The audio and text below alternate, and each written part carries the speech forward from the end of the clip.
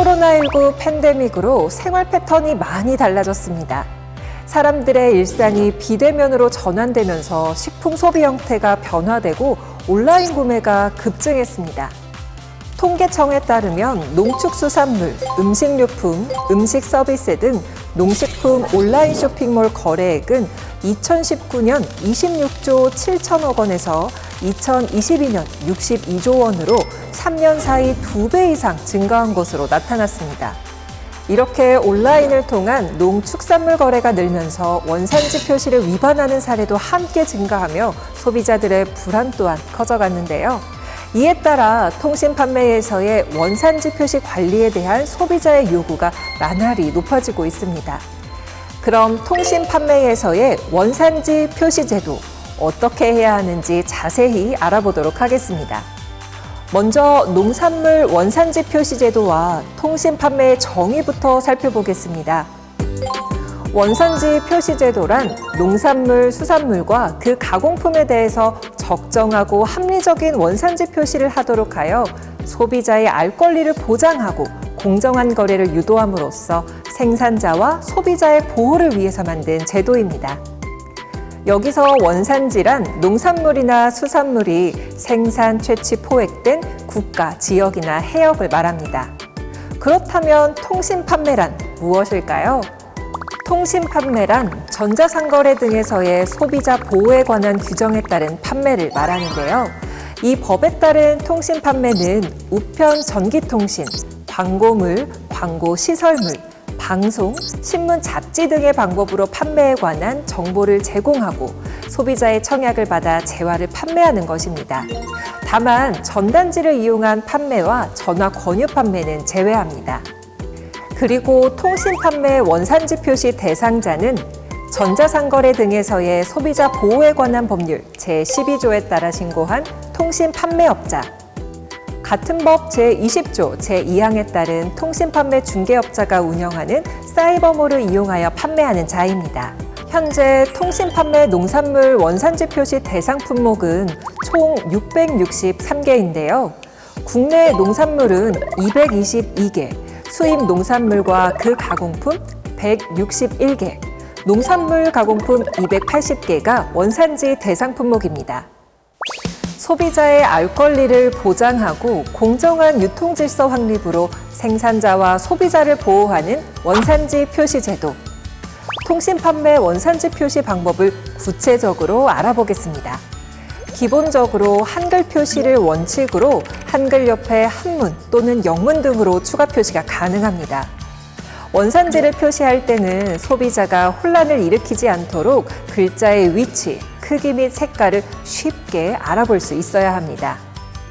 전자매체를 이용하여 통신 판매 원산지 표시를 할 때에는 제품의 화면에 표시되는 시점부터 표시하며 원산지는 제품명 또는 가격 표시, 옆, 위, 아래에 붙여서 표시하거나 자막 또는 별도의 창 위치를 알려주는 표시를 제품명 또는 가격 표시, 옆, 위, 아래에 붙여서 표시합니다.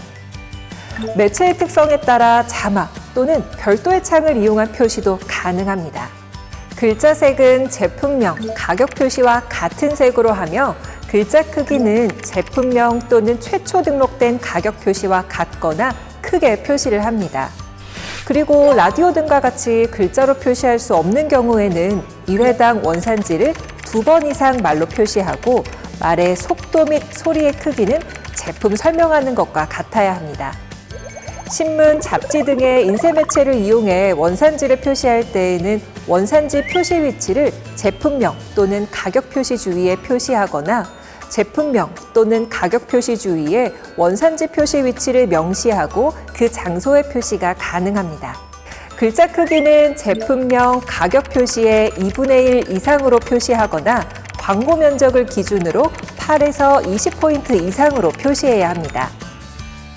글자색은 제품명, 가격 표시와 같은 색으로 합니다. 통신 판매 제품을 소비자에게 제공할 때 농산물, 가공품 등의 포장재에 원산지를 표시해야 하며 포장재에 표시하기 어려운 경우에는 전단지, 스티커 또는 영수증에 표시가 가능합니다. 통신 판매의 경우 품목별로 원산지 표시 방법이 다른데요. 국산 농산물의 경우에는 원산지 표시를 국산 또는 국내산이라고 표시하거나 생산, 채취, 사육한 지역의 시, 도 명이나 시군구명으로 표시 가능합니다. 수입 농산물과 그 가공품은 대외무역법에 따라 수입신고 필증상의 원산지 국가명을 표시합니다. 국내 제조 가공품은 가공품의 원료에 대해 원산지를 표시해야 합니다. 그리고 배합 비율에 따른 원산지 표시 방법도 다른데요. 한 가지 원료 배합 비율이 98% 이상인 경우에는 1순위 원료의 원산지를 표시하고요. 두 가지 원료 배합 비율의 합이 98% 이상인 경우에는 1순위, 2순위 원료 원산지로 표시합니다. 그 외의 경우에는 3순위까지 원료의 원산지를 표시합니다. 다만 가공품 원료 중 물, 주정, 당류, 식품 첨가물은 원산지 표시 대상 원료에서 제외됩니다. 그럼 음식을 통신 판매할 경우 원산지 표시 방법은 어떠한지 알아보겠습니다. 음식점에서 조리하여 판매 제공하는 농수산물, 가공품 포함 29개 품목이 원산지를 표시해야 하는 품목이고, 매장뿐만 아니라 통신 판매를 통해 음식을 배달할 경우 배달 앱에도 원산지를 표시하고, 배달 음식을 소비자에게 전달할 때에도 포장재에 원산지를 표시해야 합니다. 포장재에 표시하기 어려운 경우에는 전단지, 스티커, 영수증 등으로도 가능합니다.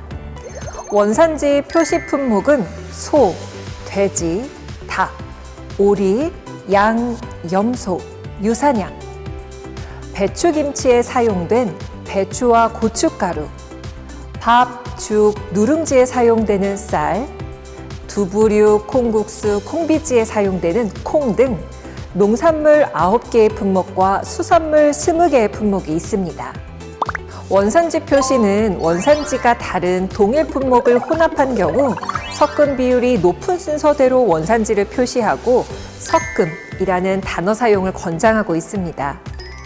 원산지 표시 대상 품목을 혼합 사용할 경우 대상 품목의 원산지를 각각 표시합니다. 음식점에서 식재료로 사용하는 가공품의 원산지 표시 방법은 식육 가공품, 배추김치, 쌀, 콩 가공품에 사용된 주 원료 중 음식점의 원산지 표시 대상 품목 29개에 대해 원산지를 표시하고, 수입 완제품의 경우 그 포장재에 적힌 원산지를 표시합니다. 조리 음식에 사용한 원료의 원산지가 변경되는 경우 원산지가 바뀔 때마다 해당 원산지를 정확하게 표시해야 합니다. 통신 판매에서의 원산지 표시 주요 위반 사례는 다음과 같습니다. 첫째, 판매 제품에 표시된 원산지와 통신 판매상에 표시한 원산지가 다른 경우.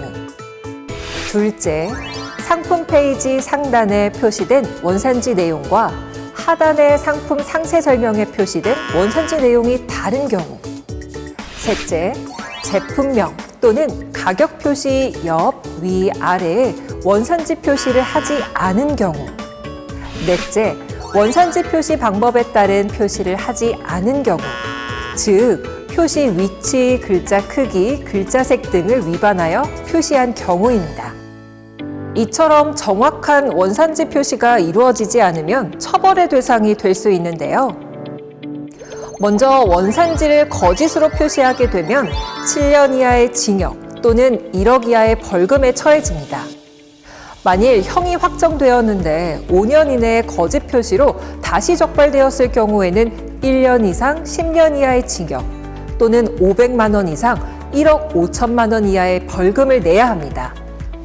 또한 2년간 2회 이상 표시 기준을 위반하는 경우는 위반 금액 5배 이하의 과징금을 물 수 있습니다.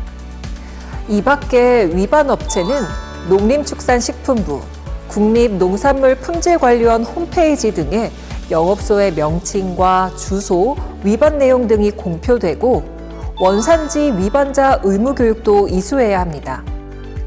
통신 판매에서 농산물 가공품의 원산지를 표시하지 않을 경우에는 5만 원에서 1천만 원 이하의 과태료가 부과되고, 원산지 표시 방법을 위반한 경우 미표시 과태료 금액의 2분의 1의 과태료가 부과됩니다.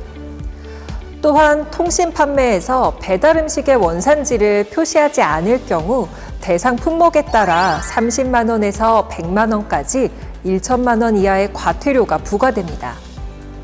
그리고 고객에게 음식을 배달할 때 배달 포장재 또는 전단지, 스티커, 영수증 등의 원산지를 표시하지 않거나 거짓으로 표시하는 경우에도 처벌 대상이 될 수 있다는 점 기억해 두셔야 되겠습니다. 팔 때는 원산지 표시, 살 때는 원산지 확인. 건강하고 안전한 먹거리가 될 수 있도록 우리 모두 실천해야겠습니다.